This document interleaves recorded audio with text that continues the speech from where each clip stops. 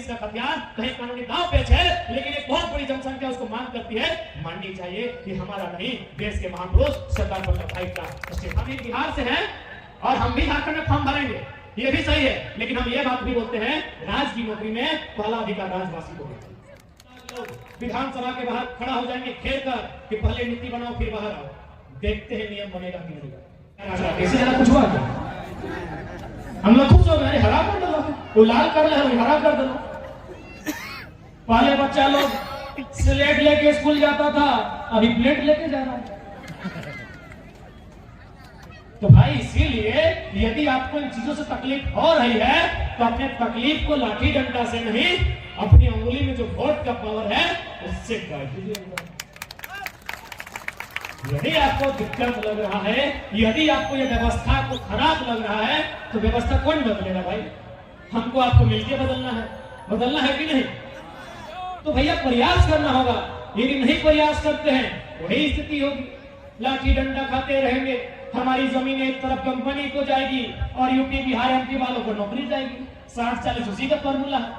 अभी देखिए हमारा जो हम लोग पोस्ट किए हैं, खून बहाता हुआ है फेसबुक में, तो बिहार का बड़ा भाई है, साफ लिखा है कि सही बात है, हम एक बिहार से हैं और हम भी झारखंड में फॉर्म भरेंगे, ये भी सही है, लेकिन हम ये बात भी बोलते हैं राज की नौकरी में पहला अधिकार राजवासी को मिलता है। एक बिहार का बंधु लिखता है, वो बोला कि हाई स्कूल में फॉर्म झारखंड नहीं भरेंगे, लेकिन हमको भी मानना है कि उस राज्य, लेकिन यहाँ का मंत्री संतरी को नहीं मालूम है। जो बच्चा लोग, जो अभ्यर्थी लोग फॉर्म भर रहा है वो भी सपोर्ट कर रहा है कि हाँ हम गलत तरीका से फॉर्म भर रहे हैं, भाई मेरा अधिकार बाद में है, पहले झारखंड का है। लेकिन यहाँ के मंत्री नेता लोग मानने के लिए तैयार नहीं है कि 60-40 गलत है। इसलिए आज मसाल जुलूस रखा गया है शाम को।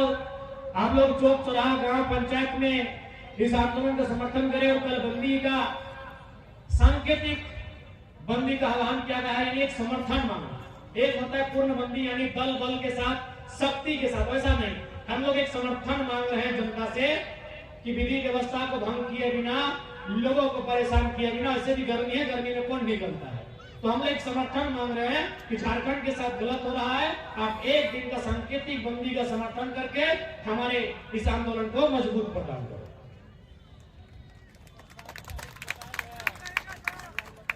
इसलिए आज साफ शब्दों में जो लोग, बहुत सारे लोग ये तर्क देते हैं कि माननीय हाई कोर्ट ने झारखंड की खतियान आधारित स्थानीय नीति को निरस्त किया है, झारखंड के लोग सोए हुए मुद्दे लोग हैं। सुप्रीम कोर्ट ने तमिलनाडु के जल्लीकट्टू, तमिलनाडु में प्रथा थी जल्लीकट्टू, वहां क्या होता था, जिस प्रकार हम लोग मुर्गा लड़ाते हैं वहां बैल सबको लड़ाया जाता है, बुल फाइटिंग है जिसका पेटा में, तो वहां एक तरह से बुल फाइटिंग होता है। तो सुप्रीम कोर्ट ने स्टेटमेंट जारी किया कि इससे पशु, चूंकि उनको भी संवैधानिक अधिकार है भारतीय संविधान आर्टिकल 48 के अनुसार, यानी उनको डिस्टर्ब हो रहा है और तो इस लड़ाई को बंद किया जाए। लेकिन तमिल वालों का कहना था कि जब से सुप्रीम कोर्ट का स्थापना नहीं हुआ है, जब से लोकतंत्र का स्थापना नहीं हुआ है, तब से ये प्रथा हमारे पास है, अब तो हम बंद नहीं करेंगे। फाइनली लोग सड़क पे आया, इतना जोरदार आंदोलन हुआ कि सुप्रीम कोर्ट को घुटने में आकर टेक कर उसके निर्णय को वापस लेना पड़ा। यहाँ तो हाईकोर्ट का बात हो रहा है, यहाँ हाईकोर्ट का बात हो रहा है भाई। जिस दिन 3.25 करोड़ का पॉपुलेशन है झारखंड का, जिस दिन 1% लोग यानी 3.25 लाख लोग विधानसभा के बाहर खड़ा हो जाएंगे घेर कर कि पहले नीति बनाओ फिर बाहर आओ, देखते हैं नियम बनेगा कि नहीं। जागरूकता, एक बात सीधा जान लीजिए, लोकतंत्र का मतलब है मुड़ी की संख्या, लोकतंत्र का मतलब है सर की संख्या। जितनी सर की संख्या होगी उतना लोकतंत्र मजबूत होगा। और देश के पहले गृह मंत्री सरदार वल्लभ भाई पटेल ने साफ साफ कहा है कि लोकतंत्र का मतलब है लोगों की मांगों को मानना।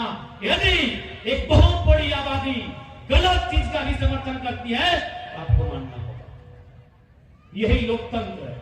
यदि 3 करोड़ में 2.5 करोड़ आदमी बोलता है कि नहीं हमको जहर दे दीजिए भाई, लोकतंत्र।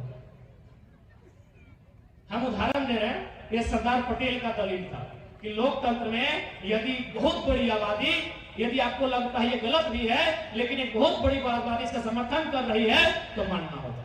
ठीक उसी प्रकार यदि आपको लगता है 1932 का खतियान कहीं कानूनी दांव पेच है लेकिन एक बहुत बड़ी जनसंख्या उसको मांग करती है, माननी चाहिए कि हमारा नहीं देश के महापुरुष सरदार वल्लभ भाई का स्टेटमेंट है। हम लोग कोई गलत नियम नहीं मानते, हम लोग कोई गलत कानून नहीं मानते। आज बहुत सारे लोग कहेंगे आर्टिकल 19 का हवाला देंगे कि कोई व्यक्ति कहीं भी जाके रह सकता है, बस सकता है, व्यापार कर सकता है, तो उनको बोलिएगा 371 ये भी पढ़े जहां लिखा है नागालैंड सिर्फ नागाओं का होगा, किसी के बाप का नहीं होगा। वहां कोई भी नियम यदि बनेगा तो नागालैंड की विधानसभा में से परमिशन ले होना होगा, देश के प्रधानमंत्री को भी डायरेक्ट कानून बनाने का अधिकार नहीं होगा। 371 में स्पष्ट लिखा है कि यदि कोई नियम बनता है तो आपको नागालैंड की विधानसभा से परमिशन लेना होगा। डायरेक्ट संसद कोई भी निर्णय नागालैंड, मणिपुर, मिजोरम के संदर्भ में नहीं ले सकती। इसलिए भारत का संविधान ठीक से पढ़िए। भारत का संविधान कहता भी है, नहीं भी कहता है। आर्टिकल 170 कहता है कि कम से कम 60 को विधायक होना चाहिए। 70 की 71 शायद 70 ही। भारतीय संविधान आर्टिकल 170 कहती है कि किसी भी राज्य में जहां विधानसभा होगी 60 विधानसभा की सीट होनी चाहिए। कौन कह रहा है? भारत का संविधान। यही संविधान 371 का ई अपने कहता है शायद कि अरुणाचल प्रदेश, सिक्किम और एक कोई राज्य है वो 30 विधायक से भी काम चला सकता है। तो भाई ये संविधान का दांव पेच खाली हमारे साथ क्यों? यही संविधान 60 विधायक का बात करता है 170 के अनुसार, फिर 371 में पलटी मारता है कि कुछ राज्य 30 विधायक से भी काम चला सकते हैं। तो भाई ये संवैधानिक दांव पेच हमारे साथ ना खेला जाए, क्योंकि अब हर एक झारखंड का बच्चा जवान नहीं सियान हो गया है।